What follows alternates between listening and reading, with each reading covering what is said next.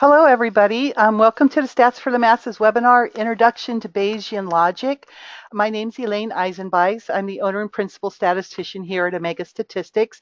I want to thank all of you who took the time today to join us live. There's quite a few of us. We had quite a few sign up, and I'm about a third of you are here, so this is great.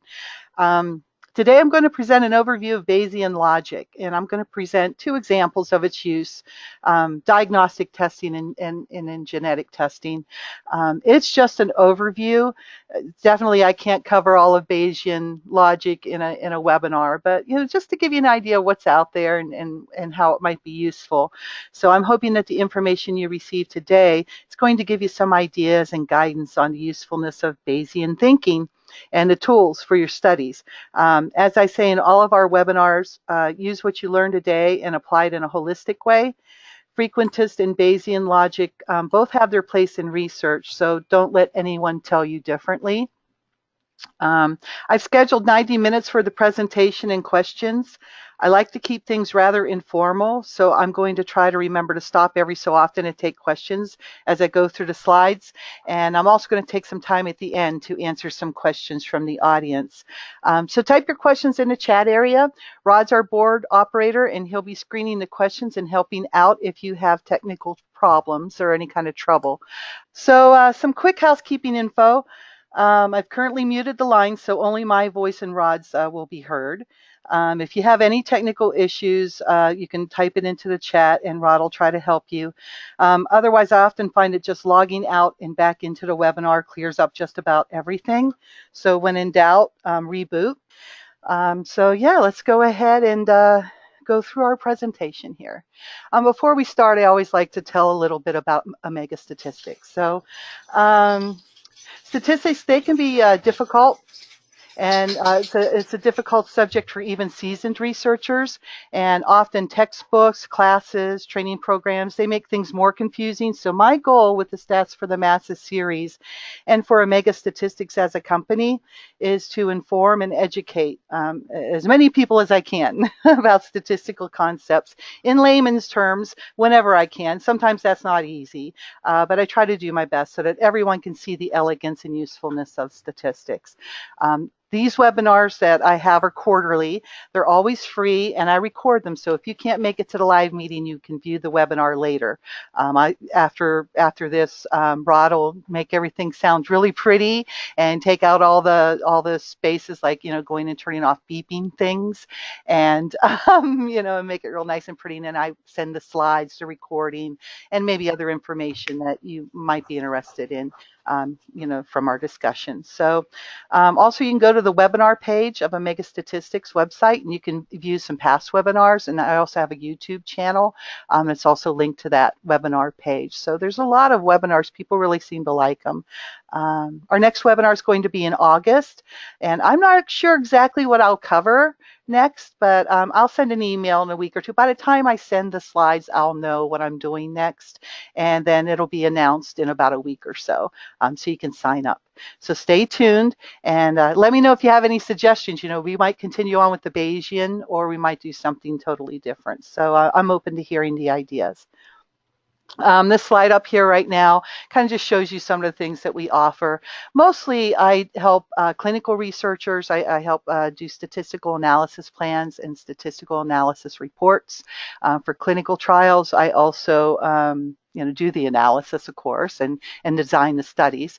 And also for dissertation clients, probably about half of our folks are people who are working on their PhDs, and I am just probably the best you can ever get for a methods or results chapter. So, of course, we take projects of any size. I am a private practice statistician, so a lot of colleagues refer people to me whenever they're kind of stumped. So I'm always happy to apply what I know in practice.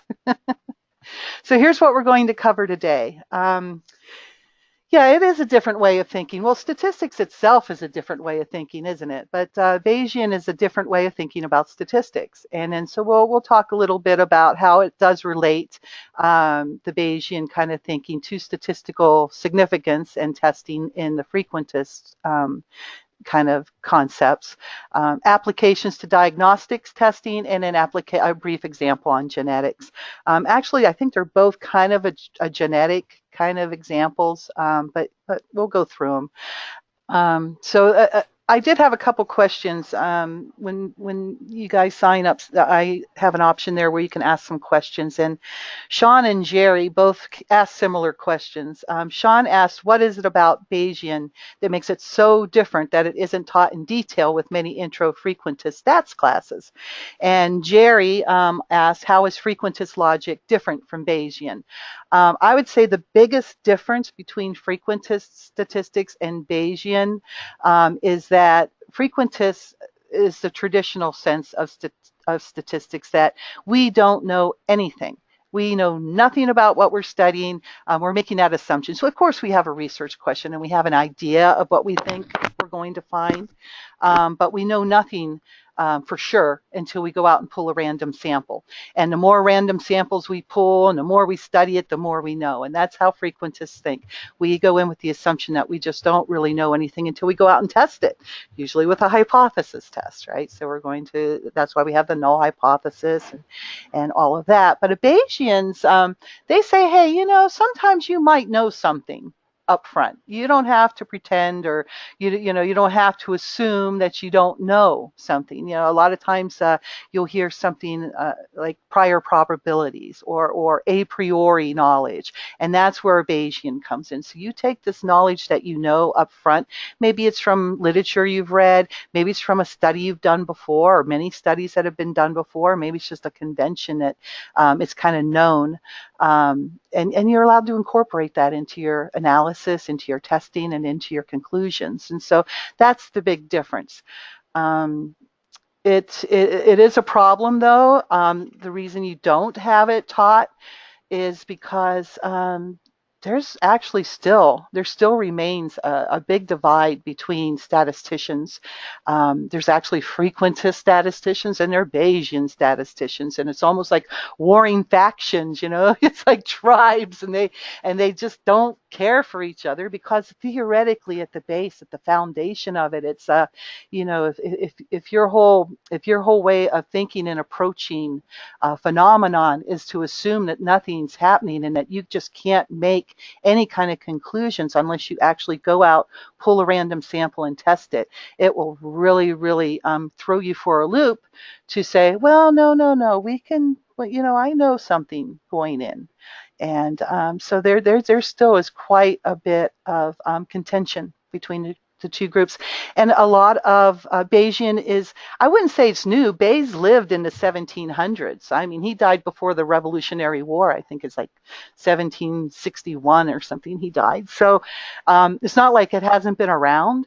It's just that Fisher and some of the other people that are more the fathers of statistics, they came around like in the 1800s, early 1900s, and really all this hypothesis testing and such, that's where the literature kind of went, and that's where the field went.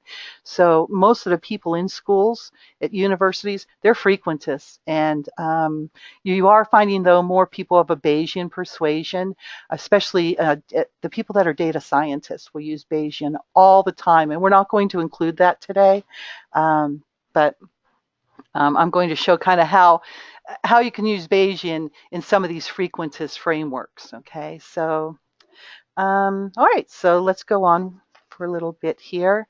Again, here's two areas where biostatistics, where Bayesian thinking works beautifully: diagnostic and screening tests, and then in genetics. The reason is that in these areas you can use that a priori, prior knowledge, and it's spot on.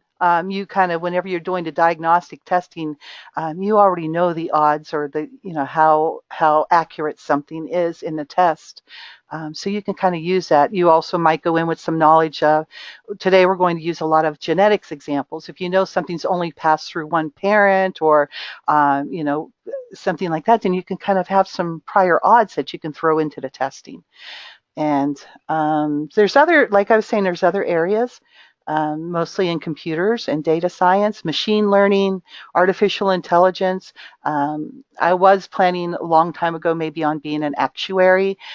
So the insurance industry with risk assessment, they will definitely make use of Bayesian. So there's a lot more areas that use it. And of course, we can't cover it all today. But this might be a good time to ask questions. Does anybody have any questions so far? So far, Jerry has a question. Is how are prior probabilities and posterior probabilities used? We'll go over that a little bit. I'll show you. When we'll do some examples, and I think it might come more clear. And if it doesn't, ask me some more about it. But yeah, we'll go through that in a little bit. But yeah, we find prior odds, and then we use post odds. So post test odds. So I'll show you that in a little bit. Are there any other questions? Not so far. Not so far. Okay. All right, so as I said, it is a different way of thinking. You won't see many Bayesian interpretations of p-values in the literature. They do use them, but it's changing a bit and it's slow going. However, researchers do use Bayesian thinking. Okay, so even I will use Bayesian thinking, and I think most researchers should. We use it informally. So we'll review studies. Maybe we're doing a literature review. And so we're going to make we're going to gear how we set up our study using some of the information that's out there, right? The literature base. So here's a scenario, and it shows how a researcher uses his or her knowledge and common sense, right, in making conclusions. And that's what Bayesian allows you to do this. That's the nice thing about it. You don't have to assume that you're going in blind and you have no idea, right? You know some things, right? So you get to use it. So a researcher they got some results from a study. Okay, so I'll just read it here. The study I did, it tested a hypothesis, okay, and it's biologically sound and it's supported by previous data, right? So the results I got support what's out there, right, already. The p-value I got in my study was 0.04, which is below the 0.05. That, the p-value, we always like it to be less than 0.05. That's our magic number. So I'm going to believe that the results are, I could do it either way. I could believe that these results are due to coincidence, because if I have a p-value of 0.04, that actually is meaning that 4 times in 100 or 1 in 25 times, I'm going to see this just by chance. I just got lucky. And, or another way I could look at it is I could believe that the results are indeed representative of the truth, right? The previous literature is saying it. It's because what I found matches what's out there already. So I can say, well, gee, there, we did it again, right? It's supported what's already out there. And so I'm going to say that my experimental hypothesis was correct. I'm on the right track. So since my findings make so much sense under my hypothesis, I'm going to believe that the results are real. And so I'm going to go ahead and reject the null hypothesis. And if you remember, the null hypothesis means there's nothing going on, no effect, nothing happening here. So I'm going to reject that, and I'm going to say, wow, my results are meaningful. Something happened here. I had an effect. Because, it's the way it has been, and it's been supported. Okay, so I have some questions down here that, what if my p-value is 0.01 under the same scenario? I would probably say that, wow, I'm definitely on the right track, right? It's much less than 0.05, and the previous literature supported it. So yeah, I'm even extra happy now. I'm more confident maybe than I would have been if it was a 0.04, because the p-values really, they're arbitrary. I mean, if you had a p-value of 0.06, oh gee, then you can't reject your null. But gosh, 0.05 and 0.06 aren't that much different, right? So typically, if you would have had a bigger sample, that's the problem with frequentist statistics, is if you had a bigger sample, you probably would see significance, because the bigger your sample, the more information, the more power, and the more likely you are to get low p-values. So you can trick frequentist statistics just by pulling a large sample. My second question here is, what if the p-value was 1 in a million, right? And the hypothesis was not supported by any theory. Maybe it's just something brand new you just thought up, but your p-value was really, really good. And the study was done according to the protocol. Everything came out good. The data looked good, nothing weird. It was randomly pulled, or, it was close to it, or, I mean, you have to kind of, that's where I talk about using the holistic way of thinking, because if you did have a randomized study and you had that low p-value, and you didn't have 100,000 records to inflate that for you, to get such a low, well, I guess deflate it to get such a low p-value, then maybe you're onto something. But I would say one test doesn't really show anything, right? So you would want to go out and test it again in a similar way and see if you get the same results. Hopefully testing in a similar way to having proper testing, right? If you do it wrong to begin with, or you bias it somehow, or you pull your sample wrong, or you look at things incorrectly, and get a great result, that's not really meaningful, right? So, but yeah, we use it all the time anyway, in a lot of ways. So we just don't test it that way, right? We have the hypothesis testing. So yeah, so those are some ways of thinking on that. Do we have any questions on this slide? This is this is actually the logic right here in a lot of ways. Do we have any questions, Rod, on this one? No, we don't. Okay. Okay, here's some terms you should know for diagnostic testing. That's what we're going to look at today with in the Bayesian framework. There's true positives. Okay, so the person tested positive and they have the disease, right? So you're right on track. That's what you want, that true positive, right? There's false positive, where the person tested positive. Yes, they have the disease, but they don't really have it. There's a true negative, where the person tested negative and they don't have the disease. Good. We're happy with that. And then there's a false negative. They tested negative, but they have the disease, right? So oops, they have it, but somehow the test showed that they didn't.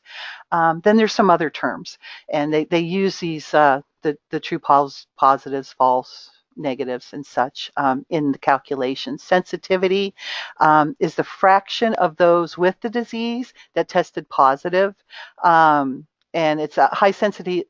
High sensitivity is going to pick up almost everybody with the disease. So these numbers for sensitivity and specificity are between 0 and 100%.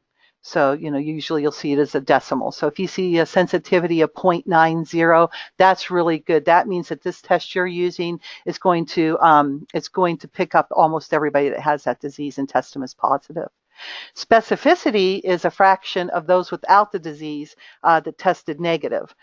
So you take all the people that don't have the disease, and then the people that actually tested negative are the ones you're interested in. And so a high specificity, it excludes almost everyone without the disease. So what you're saying is that, hey, they don't have the disease and they tested negative. So if you have higher numbers on that, then you have a good specificity.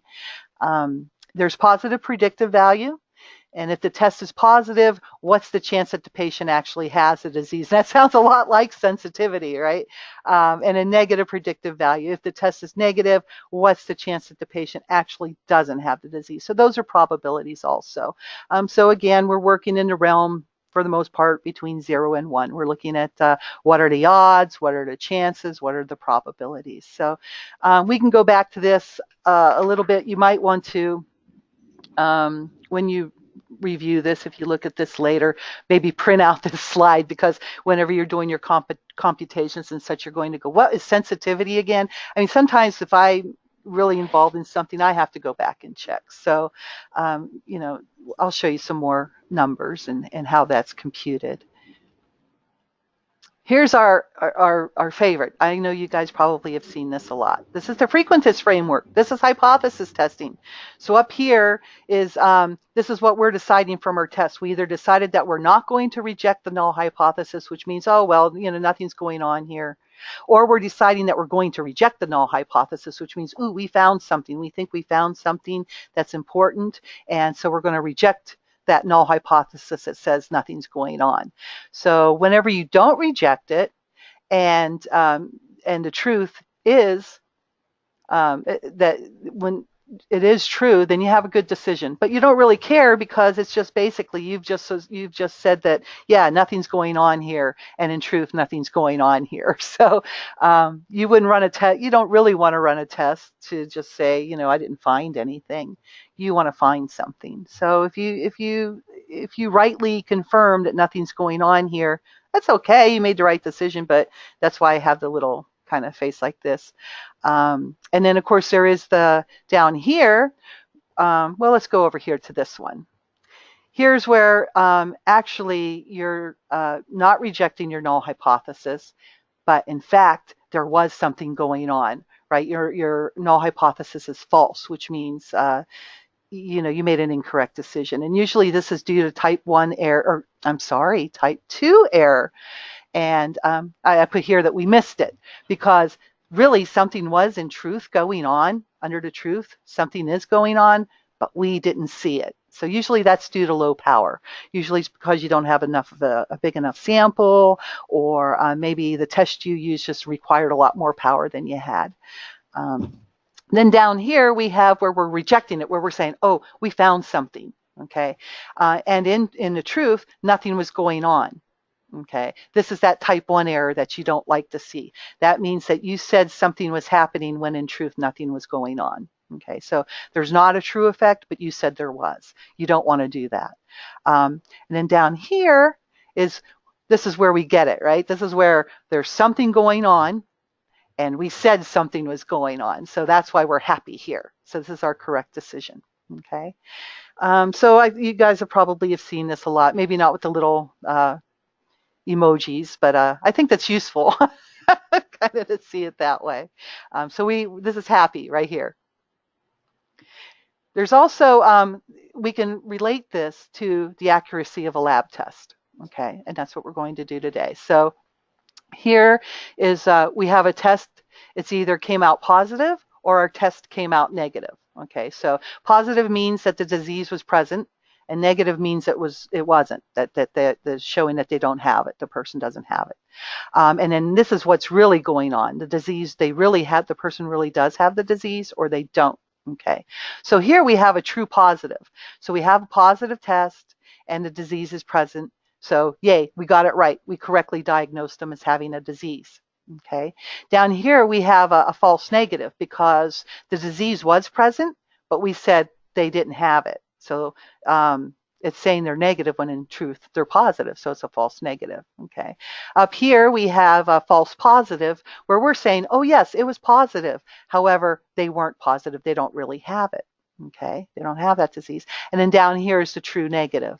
Okay, so they don't have a disease and it tested negative. Okay, so that's kind of how they relate. It gets kind of confusing, but if you really think about it, here you're rejecting the null hypothesis, which means you're saying something's going on, right? So and then down here you're testing negative, where you're saying, oh well, no, they didn't have the disease. And here it's also saying, so I guess these tables are a little, maybe I should have fixed them up a little bit. They're a little bit different, but you can kind of put them together in here if you wanted to move them back and forth. Maybe I'll fix that slide up so we can so I'll match it up better. So let me go ahead and take a little note on that. Okay. So how's this Bayesian, right? When checking the accuracy of a new diagnostic test, we kind of know, we know before the fact who has a disease and who doesn't. That's how we're testing the accuracy. So we have a group of people, and we kind of know who is positive for the disease. And then we use this test and compare our results from the test with the truth to see how good we did, right? So we're using this 100% accurate classification of the people we know to see if our new test or our new screening is accurately classifying these people. Another way would be maybe we're investigating if our test is better at classifying subjects than a current gold standard, okay? Sometimes you might want to also, sometimes the gold standard is something that is really costly to do, and there might be some kind of little screening test you can do before the gold standard test to kind of just maybe give you an indication if we should go ahead with the gold standard. So I can't really think of one offhand, but sometimes there might be some kind of simple urine analysis you could do to just kind of, maybe it's not as sensitive, maybe it's not as as good at predicting if a person has the disease as the gold standard, but it's a lot less expensive. And then if you find that you have a positive result, then you can go on and test with the gold standard just to confirm it. So sometimes we want to do that too. Okay. And then here's our table again. So we would put, we would compare right here our outcome from either our new diagnostic test or whatever we have here with what we know. Up here is what we know. This is where we actually know the truth, right? So it's either, or it could be the gold standard test, right? So up here would be where we put the gold standard in here, but always here are what we're finding. Okay. Any questions so far on these tables and false positive, true positive, etc.? Jerry asks, is 1 beta the same as statistical power? 1 minus beta? 1 minus beta. 1 minus beta is statistical power, right? And typically we like to see a power of 0.8 or better in a frequentist framework. So, but we're doing Bayesian more today. But no, that's right. 1 minus beta is power. And typically we'll set beta. A type 2 error, let me go back. So our type 2 error is here. Okay, so we usually allow ourselves to, whenever it's truly there is an effect, to say that there's not an effect. We allow ourselves to do that usually 20% of the time. Okay, power. I always say this. My best description of power is that significance really is there. Okay, significant really is there, and it's hiding in a corner. And power is your flashlight. So the more power you have, the better chance you're going to have of seeing significance that's truly there. So typically we like our power of about 80% or more, which means that we would set this beta, which is our type 2 error, at about 0.2. So 1 minus 0.2 is 80% power, and that's what that is. Does that answer it for Jerry? Yes. Well, actually, no other statements were written down. So Jerry, actually, does that he answer just said for you? yes. Yeah, good. No, actually, Jerry just said yes. Thank you. Oh, good. Thank you, Jerry. Okay. Okay. So let's talk a little bit about the accuracy of a diagnostic test. Okay. So again, here's what our test came out as, and here's the truth up here on the top. So our sensitivity, and we'll call that SN, if you see the abbreviation, so you'll know what that is. So sensitivity, that's the fraction of those with the disease that tested positive. High sensitivity will pick up almost everyone with the disease. So if you look at this table here, well, here's the formula. So you have your true positives, and then you're going to divide the number of the people who had the disease for real and that tested positive for the disease. We're going to divide that by basically this column here, because these are the people that actually had the disease, right? This is the truth. So everybody here and here actually have the disease is present. So what we're doing is sensitivity as well. How many of them were truly tested positive out of all the people who were truly positive? Okay.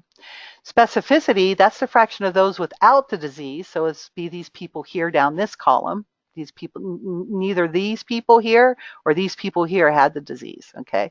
But they're the ones that tested negative, okay? So high specificity is going to exclude almost everyone without the disease. So right here here's the people that are true negatives, okay? And then we're going to divide it by these two combined. So it's basically sensitivity or the true positives that were out of that our test found, okay, out of everybody who truly was positive. And then specificity are the ones that we tested as negative, who really were negative, okay? And so there's our little formulas. A lot of times people get confused on this because sensitivity is not the true positives. This is true positive right here, just this little cell. Sensitivity is this cell divided by these two combined, okay? So sensitivity is not to true positive. So look at the formula. True positives are in the numerator, okay? But then you have to have everybody that was truly positive in the denominator, okay? Same thing, specificity. Sometimes I'll hear people call those, oh, specificity are the true negatives. No, they're not.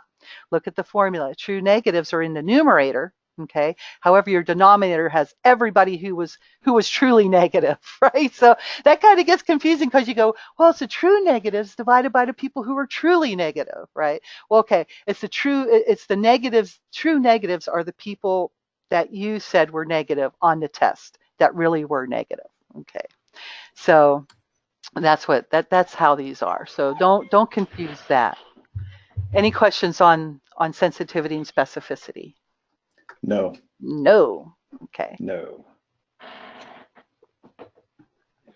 Okay. So here's a little chart. Kind of helps you maybe to see it. Some people are visual. The diagnostic tests, of course, are not 100% accurate. Nothing is in statistics, not even in Bayesian statistics, right? It's all probabilities. That's where we live. We don't live in empirical data. 2 plus 2 is never 4 in statistics, whether it's frequentist or Bayesian. 2 plus 2 is, maybe 3.5 plus some error.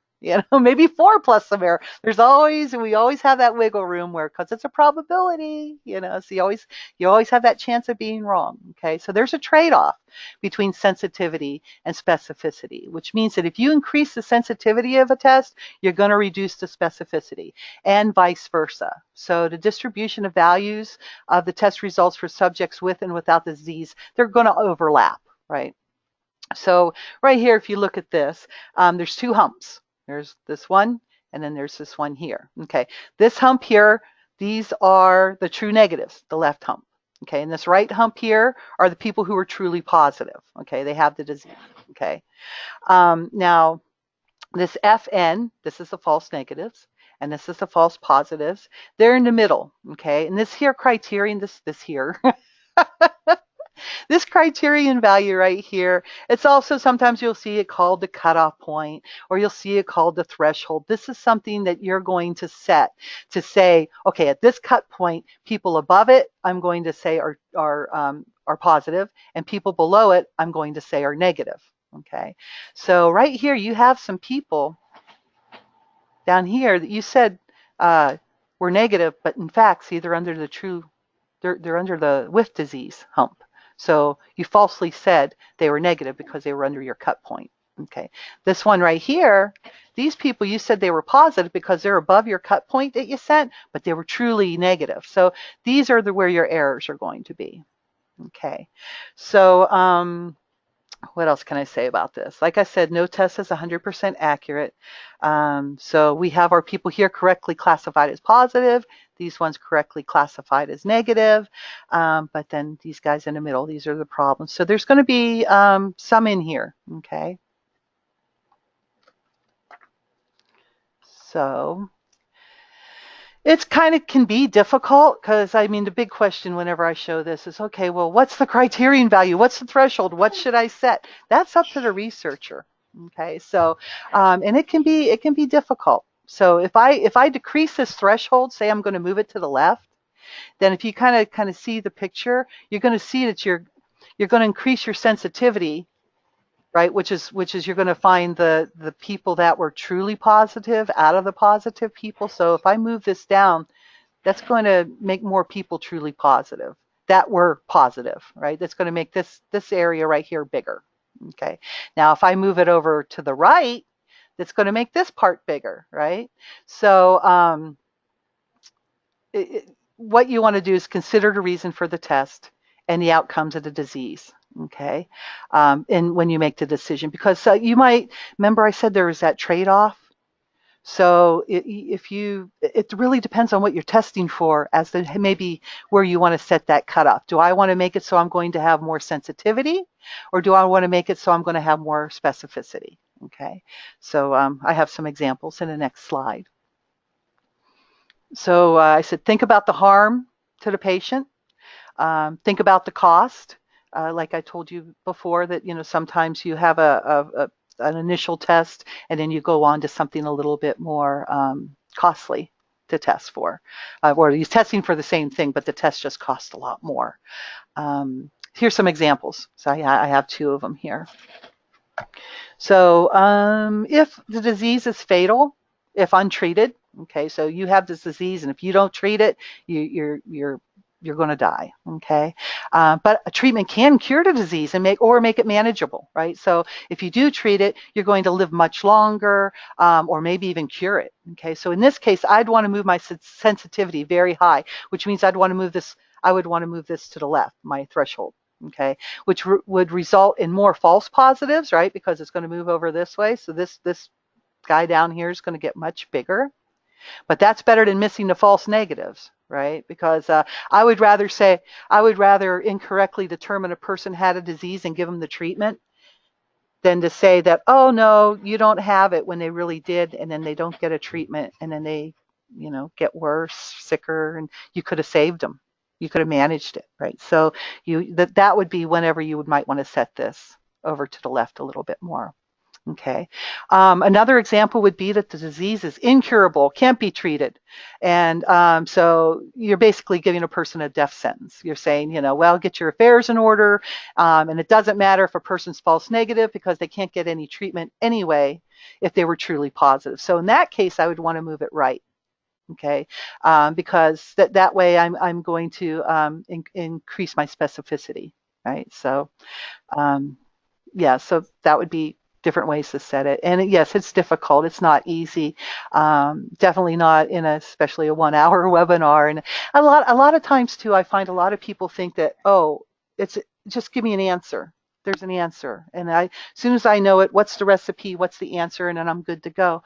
A lot of statistics, no matter if you're a frequentist or Bayesian, it's just not that simple. There's always trade-offs. There's always, you got to take something away to get something else.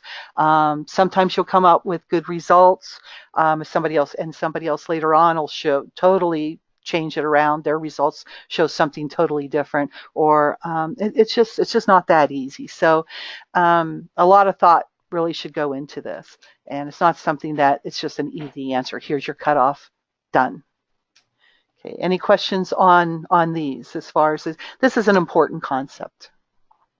Dennis asks, how do you know you have false negatives or false positives? Because you know up front what they truly are. Right here, in these ones here, disease present and disease absent, going in who is well, if it's okay, so you're doing a new test. So when you're testing a new diagnostic test, you're testing your diagnostic test. You're testing your test. You're testing your new process, your new testing, whatever it is. It's a blood test, it's a urine test, but you're testing this.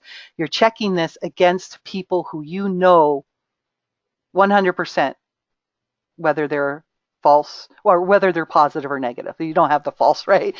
So the people that you test on, whether they're positive or negative at the outset. So you're testing against something you already know. Okay, these people. You have 100 people. Say you have 50 of them that are negative and 50 that are positive, and then you're taking your test and you're testing them, taking your urine sample or their blood, and then you're taking the results of your test and comparing it to what you know. Okay, so you already know who has it or don't, but you're testing your new diagnostics to see how good it is at classifying them, right? Because later on, when somebody does come in and you don't know, then you'll kind of know, well, when I tested this on people who I knew were positive or negative, this is how good it was at classifying. So that's where you get that from. And then the other thing too, the other one where you're testing against the gold standard, what you would do here is you would have the results of the gold standard. Okay. Now your gold standard test is not going to be 100%, right? So you're going to go in with some probabilities and such from your gold standard, saying, I know that from the gold standard that sensitivity is 83%, specificity 75%. So you would take that into account after you do your testing. You would take this information into account. So this information up here, disease present, disease absent, is a priori knowledge. You know it. Does that make sense? Did I explain that well? Yes, thanks. And that's the big difference, because if you were in a frequentist, you would know this, right? If you're in a frequentist framework, you're going, I have no idea, but then you wouldn't be. How would you be able to test a diagnostic test? right? Because you're not allowed to have that a priori knowledge. So this is a different way of looking at things. You're allowed to know up front, because this is how you're going to find out how good your tests are classifying people. Okay. So let's see, where were we on this one? Do we have any more Before questions, we go Ryan? on, yes, I'm sorry. Yes, we Fine. do. Okay. Question about the graph. Mhm. What about that small area between true positive and true negative to the left of the vertical line? Oh, this little thing right here? That's a good question. Yes. Well, let's see right here. This line here is, if we're on this side, this is the cutoff where I'm saying, right? This is what you're saying. This is my cutoff that I set. So if if person's in here, we're going to be saying that they don't have the disease, right? We're going to say that it's absent. And if they're on this side, they're going to say they do have it. So if this person here doesn't have, we're saying they don't have the disease. However, they're actually truly positive, right? Because they're under here. So this part right here. So if we're saying they don't have the disease, but they're truly positive, that's a false negative. So actually that false negative, that's part of the false negative right here.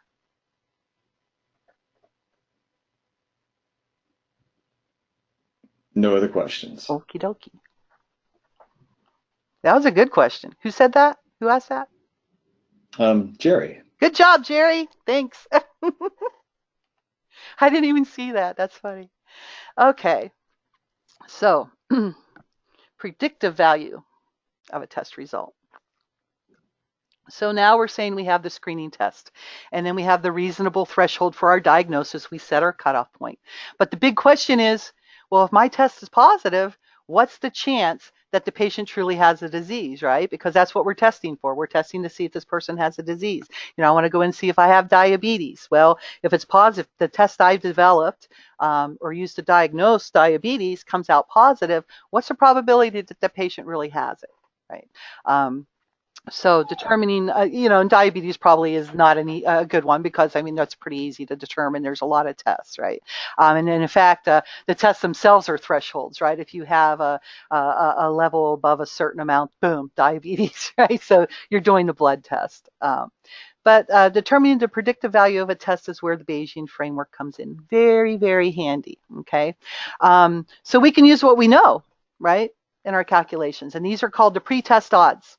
And they're patient-centric, which means that they come from the person going in. So these pretest odds, we look at a patient coming in and we look at some history about them. We're going to have one in a little bit that it's about muscular dystrophy, okay? And it comes down the line of the mom only. So so we want to know if you're a woman. I think it has, the one I have is she comes in, two of her sons. She has two sons, neither of them have it. So what are the odds she's a carrier? So you would take that patient and look at her information. And that's what I mean by patient-centric. Each patient has their own little criteria they come in with, which you're going to take into consideration. Again, Bayesian, right? You're allowed to do that. Okay. So here's an example. This patient that we have that came in, they're being tested for acute intermittent porphyria. Okay, and this is it's autosomal dominant, which means that it's an inherited disease, so it's genetic, and then you get it only you can get it if only one of your parents pass it. So one parent can have the gene and pass it to you. Both of them don't have to have it. So both of them don't have to have the gene.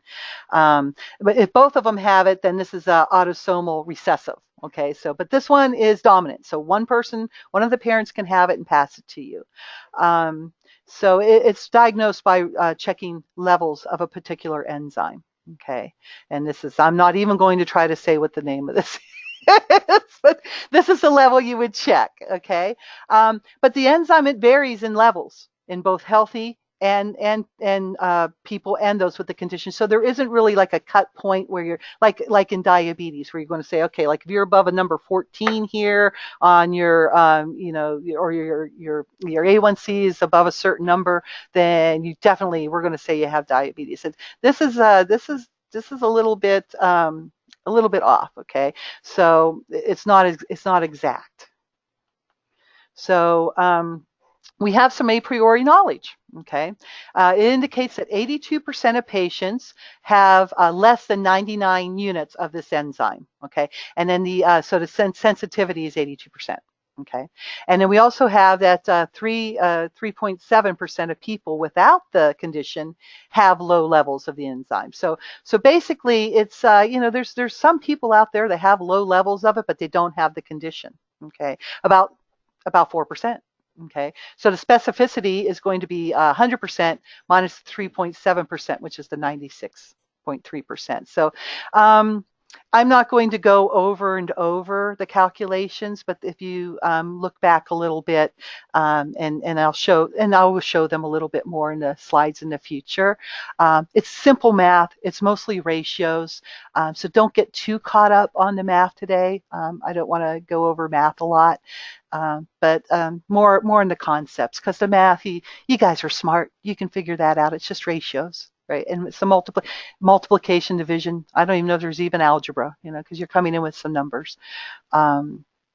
So what we want to know is what's the likelihood that a patient with 98 units of the enzyme, right? We know that 82% of them have enzyme levels below 99, but there's still some people that have it above, right? And there's still some people that have it below, and those are the ones we're concerned about, that have it below that 99 that still don't have it. So we want to know, taking the information we have, what's the likelihood that a patient with 98 units has the condition.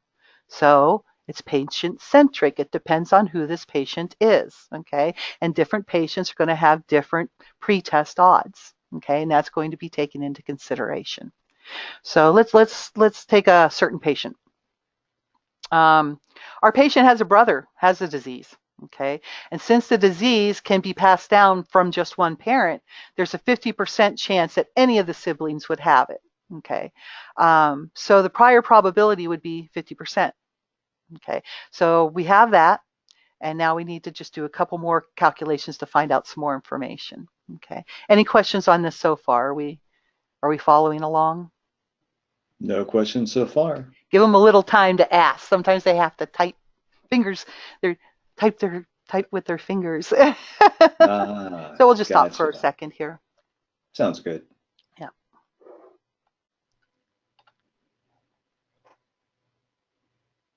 And if you guys do ask, we can always go back, right? So if we miss it, we'll go back and cover it. So, but we don't see anything in the chat, Rod?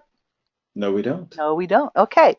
All right. So now I'm just kept the information up here. So we have our prior probability at 50%. Okay. So now we're going to, here's our equation that we're going to try to do a plug and chug. I call it plug and chug. We take what we know, we try to figure out what we don't know, right? So we want to look at our post-test odds. So after they took the test and we got their results, we have the post-test odds are going to equal our pre-test, and then we're going to multiply it by the likelihood ratio. Okay. So odds, and then we're going to have odds, and odds are ratios. Okay. So let's see here. I have some notes I'm going to go through really quick. So for our pre-test odds, which is a ratio, we have the probability that a person has the disease divided by the probability that the person does not have the disease. So it's 50-50. Okay, so our odds are going to be 1. Okay, so 50% here, 1 minus 50 there, it's going to be 1. Okay, 50-50. That's even odds. Okay, this means that the person could just as well have the condition as not. Okay, now we also need to look at find out what our likelihood ratio is, and here's our formula down here. Now there's two different types of likelihood ratios. Okay, there are ones that go in a positive direction, and then there's likelihood ratios that go in a negative direction. So in positive, you'll see like a little plus sign. And for a negative likelihood ratio, you'll see a negative. So if it's a positive test, which is what we're looking at, what's the likelihood, or what's the post-test probability that they do actually have this disease, given that they have a positive result? Okay, so that's what we're testing for. But there's also that's what we have here. The likelihood that the test results positive when the subject didn't have it would be in the denominator. Okay, so So in this case, we're looking at the positive likelihood ratio. It's the probability of a person who has a disease testing positive divided by the probability of a person who does not have the disease testing positive. Okay. It's the likelihood that a given test result would be expected in a subject who has it. Okay.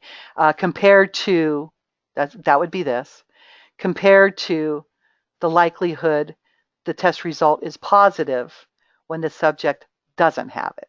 Okay. That's how I would say that. Just a couple more computations and we're done. Sometimes you do them, you go, what were we asking? What were we testing? So now we have the, what do we have? We have the pre-test odds and we have the likelihood ratio, right? So we can plug these in and we can find our post-test odds. So just one more equation, okay? So we have the probability that the person has a disease. We have the post-test odds here, and we're going to divide it by 1 plus the post-test odds. And there's our formula. So the probability that they had a test that came out with a value of 98 of them having the disease would be the 0.957. Okay, so let me see how we would say this here. There's a very large probability. It's very high. It's close to 100%, right? 95.7% that this person has the condition, given what we knew about him coming in and given the result of his test saying that he is. Okay, so intuitively, this does make sense. A lot of times it won't. A lot of times you'll intuitively say, well, gosh, this person, they must have the disease because they tested positive, and, you know, given what I kind of know, yeah, that makes sense. But it'll turn the other way around. And so you need to do the math on these things. But intuitively, in this case, it does make sense because this person had that enzyme level of 98 units. And the a priori knowledge from the published data that we saw that indicate that 82% of patients with the condition have less than 99 units of that enzyme. So it makes sense. But like I said, intuition and probability often don't seem to work well together. At least in my case, I'm always off. I have to do the math to be sure.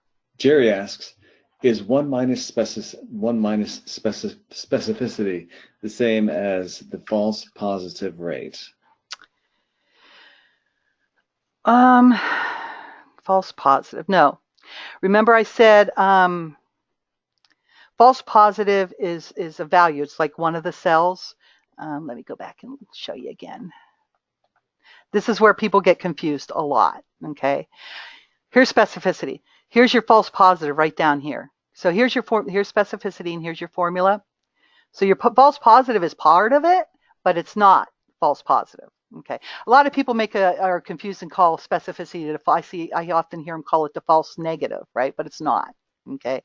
Specificity is you're going to take how many people were truly negative, and then you're going to divide it by everybody who really truly didn't have the disease, and that's your specificity. So it's not what was a false positive? It's not false. False positives in there, but it's no. And one more question from Dennis. How would you interpret the odds equal 22.2? This person is 22.2 times more likely to have the disease compared to, and then in parentheses, what's the reference? Okay. So this likelihood ratio here, this 22.2, this ratio, it's computed as relates to a positive result. Okay. So in this case, it's the likelihood that a given test result would be expected in a subject who has the disease, okay, which is the sensitivity. That's the numerator. And then it's compared to or divided by the likelihood that the test result is positive when the subject didn't have the disease. So the top part is the likelihood. Well, it's a likelihood. The numerator is the likelihood that a given test result would be expected if they had it. So that's your sensitivity, right? They have it and they tested positive, and divided, because remember, it's a probability. Sensitivity is a fraction.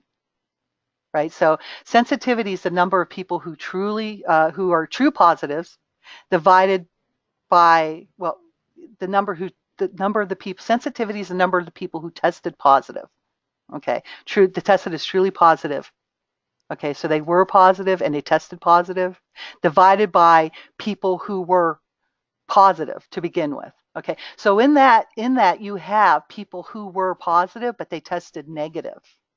Okay, so you have to take that, and that's what makes the sensitivity. So sensitivity is not true positives. It's the number of true positives. So your test said they were positive and they were positive, but it also includes in the denominator the people who were truly positive and the people who were tested as positive, but they were. It's the people who were all the people who were positive, regardless of how the test came out. Does that make sense? That's your denominator. So these are all the people that are positive. So in that denominator, you have people that were tested positive who were positive, and you have people who tested negative who were positive. But they were all positive in the denominator. And then your numerator are the people who are positive and tested positive.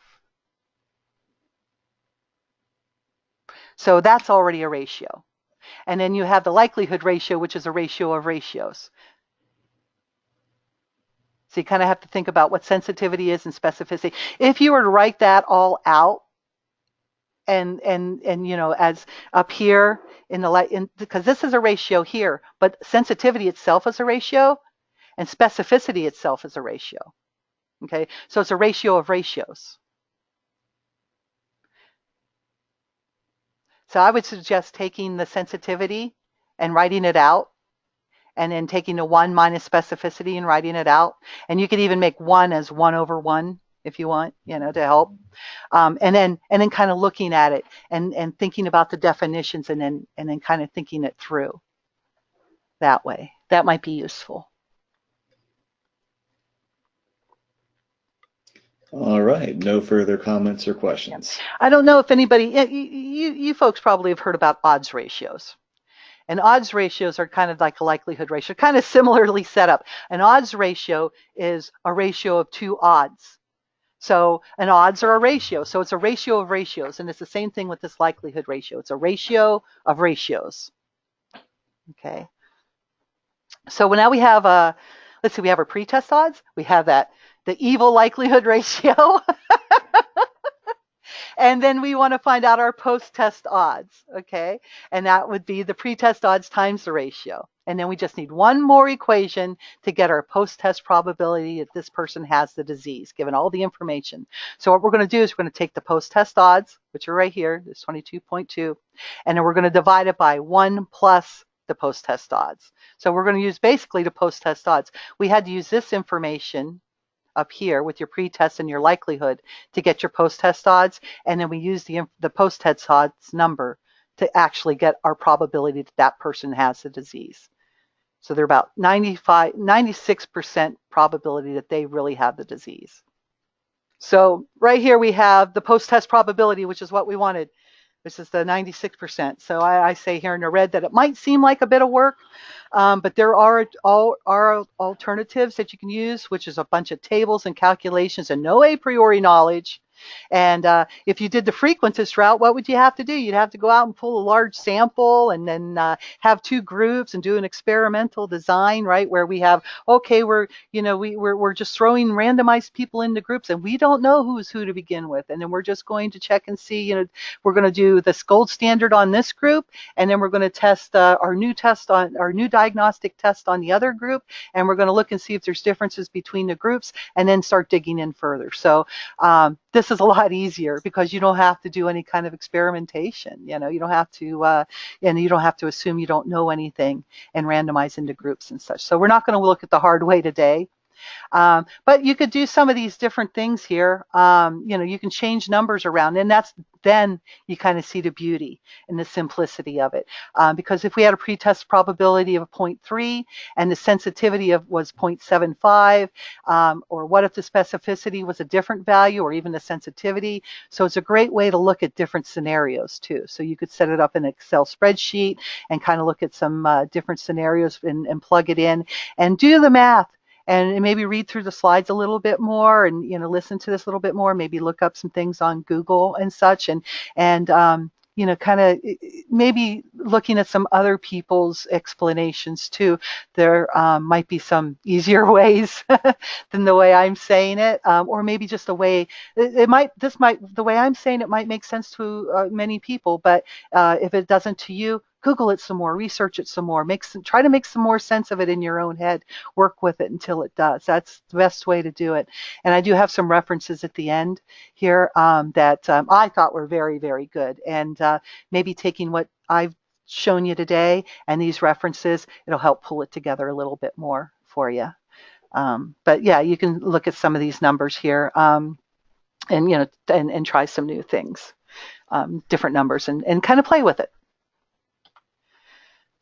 So what do I have? There's two ways to assess the accuracy. We can look at the sensitivity, which is how well the test correctly detects the condition, right? So are they positive? Do they have it, right? Do they have the disease? Specificity, how well the test correctly detects the absence of the condition, right? So we can think of it that way. So again, they're not true positives and false negatives, or true negatives or false negatives. There's the ratios, right? So the rates of false positive and false negative test results depend not only on the sensitivity and the specificity of the test, but also on that prior probability that the subject has the condition. So we take that into consideration, and that's what makes it Bayesian. We kind of know, we can get some information about how does this condition, how does it manifest itself? And knowing that, we can put that into our computation. So, we could look at some literature. We could look at genetic theory, like in this case, it was the autosomal, so we know that only one parent has to have it. Some conditions, both parents have to have a mutant gene. So like the X-Men. I don't know what their parents, had going on, but and then sometimes mutations happen outside of that, right? So Spider-Man got bit by a spider, so it had nothing to do with his parents. So it all depends on your study, right, and what you're looking at. So that might be a kind of fun one to do sometime. If you get bit by a radioactive spider, what are the odds of this test? Anyway. So Bayesian logic can be used to combine a test result with the prior probability to determine if a patient has a condition. That's what we did. Okay. Here's another example. This is this woman wants to know if she's a carrier of a DMD. Okay, a muscular dystrophy condition. She wants to know if she carries it. She's going to pass it down. Her brother and her uncle both have it. So it's clear that it runs in her family. So it's not a new mutation. She didn't get bit by a radioactive spider or anything like that. This is something that it's in her family. It's somehow there. But her mother must have been a carrier because who has it? Her brother has it, right? And so this patient has a 50% chance of inheriting the gene. So because since her brother has the condition, her mother must have been a carrier because it comes through the mother. Okay, so we know that this patient has a 50% chance of inheriting it. She either could have or couldn't have. That's how you come up with the 50%. She could have inherited the gene. She might not have from her mother. Okay, so she has two sons, this woman. They don't have the disease. So the disease, this decreases the odds that she's a carrier, right? Because neither of them have it. However, the probability a non-carrier will have two sons without the disease, what would that be? If you're not a carrier, you're not going to have any sons with the disease. So that probability is 100%. And I think that goes back to something Jerry asked before about what if it's 0%, right? Well, what if it's 100%, right? So the probability a carrier, though, will have an unaffected son is 50%, because could have given the gene or not. So the probability of having two of them, though, she doesn't just have one without it, she has two without it. So we just take the 50% for the one son multiplied by the 50% of the other son. So the probability of her having two unaffected sons, given that she's a carrier, is 25%, 0.25%. Okay. So it's the same kind of thing we did before. So the pretest probability that she has a gene was 50%. Okay, the post-test odds would be the 50 there divided by the 1 minus 50 is 1. Okay, and it's the same kind of criteria we used before. Oh, that's the pre-test odds, I'm sorry. And then here's your likelihood ratio. Okay, and here I put it in kind of words. The sensitivity up here is the probability a carrier will have 2 unaffected sons. Okay, which was that 0.25 that we figured back here. Okay. And then here's the probability that a non-carrier will have 2 sons without the disease. Okay, well that's 100%, right? Which we talked about already. So here's my ratio, 0.25. Okay, but now I need to do the post-test odds here because I need to figure these so I can do my post-test. Here's my pre-test odds, which was 1. It's always nice when they're 1. That's not always going to happen, right? We just happen to have 2 here that are 50-50. And I'm going to multiply it by the likelihood ratio, which I got. So it's the 1 times the 0.25, which is the 0.25 again. But that's not where we stop because now we have to have the probability that she's a carrier, which will be our post-test odds, which is this 0.25. And then we're going to divide it by 1 plus the 0.25. So we do our little computations and we get 0.2, which means that this woman has a 20% chance of being a carrier. And that's where sometimes the intuition kind of goes, wow, I thought it would be, less. Wow, 1 in 5 chance she's a carrier, even though she has 2 sons that don't have it. So that's where it can kind of fall apart on it. But oh my gosh, we used up all our time. I can stay a little bit longer and try to answer some questions, but let me just go through here with the references. This is a nice 5-minute video. I would say if you're going to want to look into this some more, watch this. It gives you a little bit of history and it kind of gives you why we do it and some of the ways that Bayesian logic is really useful in research. And then here's a nice one here, this post. Probably will take a lot of the information I explained today and say it a lot better. I looked over this the other day and it's called betterexplained.com. So read that. That looks really interesting and might help. And then here's in this post here, the person talks about how the article that they read was just so long and convoluted, and that's why they did the Better Explained. Here's the long convoluted article right here.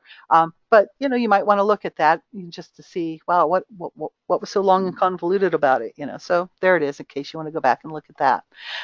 Here's some information about me and how to contact me.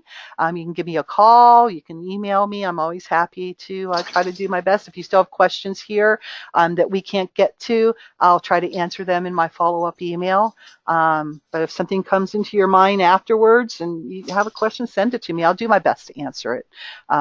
If you're attending to the webinars and you're on my mailing list, you're one of my peeps. So I'm gonna try to answer your questions for you. Okay. So any more questions, Rod, that came in maybe that we can answer now? Yeah, Susan said, I took part in your analysis factor webinar on multiple testing correction. How can I incorporate prior info into multiple testing? Okay, yeah. So yeah, this is yeah, you can use if you remember the false discovery rate that I covered near the end of that. There's something called the false discovery rate. There's multiple testing where you have a lot of tests with a lot of p-values, and because of probability, if you have that you want that p-value less than 0.05, you're allowing yourself a 1 in 20 chance of guessing. Just getting lucky with your outcome, right? Oh, I just got lucky, right? So you want to help control for that because every time you look at another test, you keep increasing that. That's called increasing your type 1 error, where you're saying you see significance that truly isn't there, you just got lucky. So yeah, these Bayesian kind of things can be used with that false discovery rate.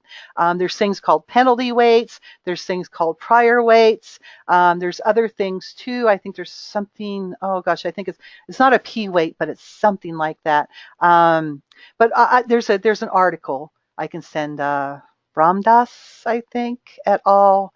It's really stats heavy. However, there are the discussion and talking about the different things, the different types of adjustments, that might be a good read. I wouldn't get too caught up in all the Bayesian statistics can get really computationally heavy. I mean, this is actually easy Bayesian because it's not calculus, right? But it gets crazy. And the reason it's becoming more and more popular now too is because we do have computers that can do so much more than sitting there with a calculator and tables, the way they used to do it 30 years ago. So it's something that definitely I think is going to be becoming more and more useful and more and maybe more and more scary too in a lot of ways. You have to make sure you're assuming the right things up front.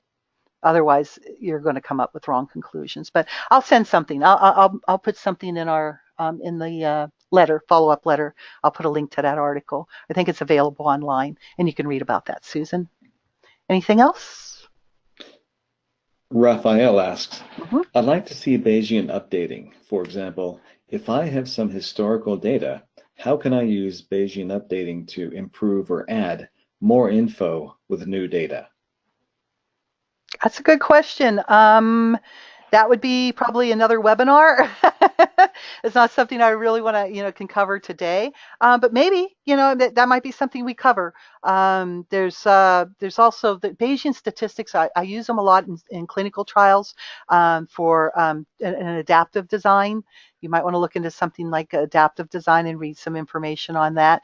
But and that's basically what you do is you go in and you look at the information that you have and kind of try to make some things on make some conclusions on how that study is going to either are you going to ever reach the goal you want? There's something called stopping for futility, where you will do some interim analysis and before the study's all done, and just say, wow, what are the odds given the information I have right now? What are the odds that I'm going to get what I want, that I'm going to find what I want to find? And a lot of people will use this interim analysis to stop a study for futility. So that's more of an adaptive design kind of framework, but I'm happy to try to do a webinar. It's something to consider. I don't know if it would work well with a webinar, given it's only about an hour, but it might be something I can do a little bit on. But I will consider that for another time. Dennis asks, do you know a few good articles that are examples of the application of Bayesian logic? Look at the information that I have here in its references. Definitely this one that's better explained, I think will be very useful. And then whenever you read an article, they have more references at the end, right? So look at those references too, and just keep following the reference trail. That would be the best thing I could say to do, Dennis. But here's some good ones here to start. Okay, no further comments or questions. Okay. Well, thank you everybody for coming. I hope this was useful to you. I think sometimes we walk away from these feeling a little bit more confused, but if you sit and play with it a little bit, you'll wrap your head around it more and more. I mean, I've been a statistician for 30 years, and you can see me in these webinars a lot of times wrapping my head still around it. So. But thank you very much for coming, and I will send the recording as soon as Rod makes it nice and pretty, and a follow-up letter with the slides, and have a good rest of the day. Thank you very much, Rod, for helping. Well, you're welcome. Actually, Elaine, there's one other one. Oh. Jerry says, thank you very much, Elaine. Oh, thank you, Jerry. Thank you for asking so many questions. Make sure you come to all the webinars. And thank you, everybody else. And you email me if you have questions. Happy to answer. Okay? Have a good day, guys. Bye.